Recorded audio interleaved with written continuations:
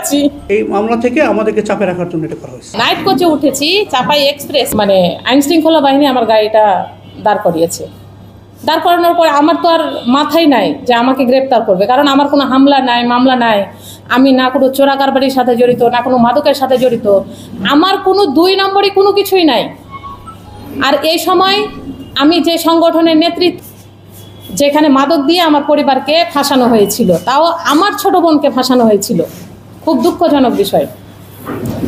আমি তাদেরকে বারবার অনুরোধ করছি যে আপনারা কেউ আমার মানে ব্যাক বেডিংয়ে হাত দিবেন না, কারণ যদি মাদক ভরে দেয় আমার এই ভয়টা খুব লাগছিল। আমাকে ওসি সাহেব নিজে টেনে হিঁচড়ে নামালেন বাস থেকে। তখন তো আমি ঘটনা খারাপ দেখলাম, সাথে সাথে একটা ফোন দেওয়ার আমি সুযোগ পেয়েছিলাম।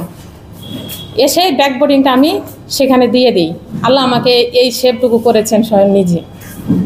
করার পরে আমি তাকে জিজ্ঞেস করলাম, উনি আমাকে বলছে যে আপনাকে থানায় নিব, একটু থানায় যেতে হবে, আপনি চলেন। আমি একজন বাংলাদেশি নাগরিক, আমি কোনো অবৈধ না, কোনো অবৈধর মানে দোষর না, কোনো কিছুই না। আমি তাকে সুস্পষ্ট করে বলি যে আপনি আমাকে থানায় কেন নেবেন, আমি আপনার গাড়িতে কেন চড়বো? আপনি যখন আপনার দেখাতে পারে নাই আমাকে, প্রায় ঘন্টা যাবত, প্রায় 1 ঘন্টা যাবত তার সাথে আমার এরকম হচ্ছে। আমি তখন বললাম আমি গাড়িতে উঠবো না, আমি বসে গেলাম। ওসি সাহেব, সার্কেল সবাই আছেন, ওইখানে 2 জন মহিলা পুলিশও আছেন। তারপরেও কিন্তু সার্কেল, ওসি মানে যারা আছেন পুলিশ কর্মকর্তা কর্মচারী, তারা সবাই আমার গায়ে হাত দিচ্ছেন, আমাকে উঠানোর জন্য চেষ্টা করছেন।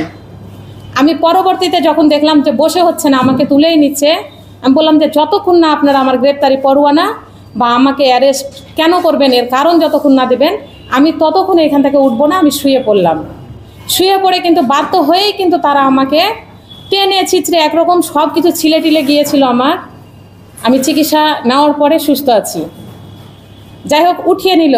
ওইখানে উঠিয়ে নেওয়ার পরে মানে আমি শুধু একটা জায়গায় খুব কষ্ট পাচ্ছিলাম, যে ভেবেছিলাম যে 5ই অগস্টের পরে হয়তো বা পুলিশের একটা পরিবর্তন এসছে, দেশে হয়তো বা আইন শৃঙ্খলায় যথেষ্ট পরিমাণে একটা পরিবর্তন এসছে, কিন্তু না।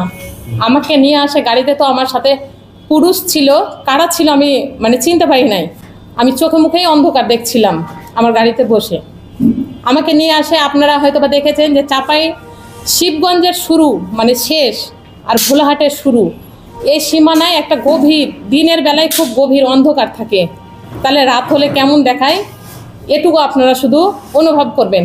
আমাকে সেইখানে ওসি এবং সদর সার্কেল ইয়াসির আরাফাত 2 জনে আমাকে নামান।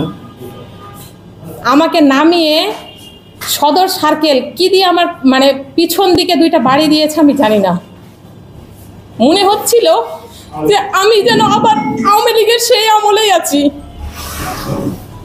এই আমার বাংলাদেশ, এটা চেয়েছিলাম, এর জন্য জেল, জুলুম, নির্যাতন স্বীকার করেছি। আমাকে যখন মারা হয় তখন মনে হচ্ছে আমি আরও একবার হতাশাগ্রস্ত হয়ে যাই, যে মনে হয় যে নিয়ে গিয়ে নাটক সাজাতো পুলিশ, আপনারা দেখেছেন জঙ্গিবাদ এটা সেটা, তাহলে আমাকে মনে হয় আজকে এখানে একটা অ্যাক্সিডেন্ট বলে চালিয়ে দিবে।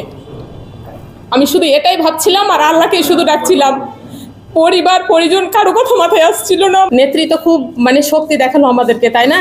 এখন আপনি তার শক্তিটা মানে পরীক্ষা করেন। কিভাবে পরীক্ষা করবে? উনি আমাকে পিছন থেকে জড়িয়ে ধরেছেন, মানে আমি যে একজন মেয়ে মানুষ সেটা তাদের কাছে ছিল না, মনে হচ্ছিল যে আমি তাদের কাছে একজন পুরুষ মানুষকে তারা নিয়ে আসছে। যাই হোক, সেখান থেকেও আমাকে কোনোভাবে আল্লাহ আমাকে বাঁচিয়ে দেন, তাদের হাত থেকে নিয়ে আসে সদর ফাঁড়িতে। আমি জানি না যে আমাকে সদর ফাঁড়িতে রাখা হয়েছে না কোথায় রাখা হয়েছে। আমাকে যেখানে রাখা হয়েছিল ওই ঘরে লাইট, ফ্যান কোনো কিছুই নেই, তবে সিসি ক্যামেরাটা আছে। আমি থাকার পরে যখন রাত 4টা বাজে, আমি কিন্তু সারা রাত্রি ঘুমাতে পারি নাই, কারণ যেহেতু এখানে কোনো কিছু নেই, ঘুমানোর পরিবেশও নেই। আমি যখন রাত 4টা বাজে তখন আমাকে আবার পিছন থেকে এসে কেউ একজন চোখ বেঁধে দিল। পরবর্তীতে দেখি যে আমার 2 হাতও হ্যান্ডকাপ দিয়ে পিছনে নিল তারা। তখন একবারে ভেবে নিলাম যে এরা আমাকে সেই নাটকেই দেখাবে, আজকে আর আমি কোনোদিন স্বাভাবিক জীবনে ফিরে যাব না, আর কারোর সাথে আমার কখনো কথা হবে না, সাক্ষাৎকারও হবে না। শুধু দোয়া ইনুস পড়ছিলাম আর কলমা পড়ছিলাম যে আল্লাহ, এরকম আমি তো কোনো অপরাধ করি নাই যে অপরাধের জন্য তারা আমাকে নিয়ে এসছে বা এরকম নির্যাতন করছে। শুধু আমাকে তুমি একমাত্র রক্ষা করতে পারো। যাই হোক, আমাকে চোখ এবং হাত বাঁধার পরে কারা নির্যাতন করেছে এটা কিন্তু আমি দেখতে পাই নাই, যেহেতু আমার বাধা ছিল।